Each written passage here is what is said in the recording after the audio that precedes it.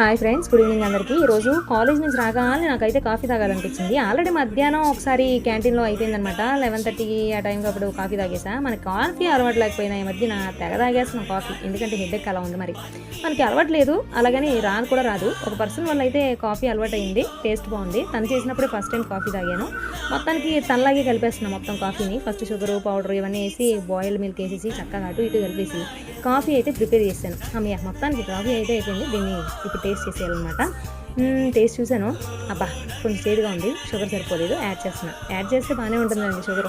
మొత్తానికి అయితే కాఫీ అయితే ప్రిపేర్ చేశాను. చెమటూట్ చేశాను, ఎందుకంటే మనకి ఫుల్ హెడేక్ అనమాట. దానివల్లే కాఫీ తాగుతున్నాను మాటికి. కొంతమంది మనతో లేకపోయినా వాళ్ళ మెమరీస్ మాత్రం అలా ఉండిపోతాయి. సర్లేండి, ఇప్పుడు వాళ్ళ కోసం ఎందుకు కానీ ముందు కాఫీ తాగుతారా మీరు కూడా? కాఫీ కొంచెం తాగండి. ఇప్పుడు స్ట్రెస్ రిలీఫ్ కోసం డ్రెస్ చేంజ్ చేసుకొని గ్రౌండ్కి అయితే వెళ్ళాలి. గ్రౌండ్కి అయితే వచ్చాను. నా వీడియో నచ్చితే లైక్ చేయండి, ఛానల్ని సబ్స్క్రైబ్ చేయండి. బాయ్.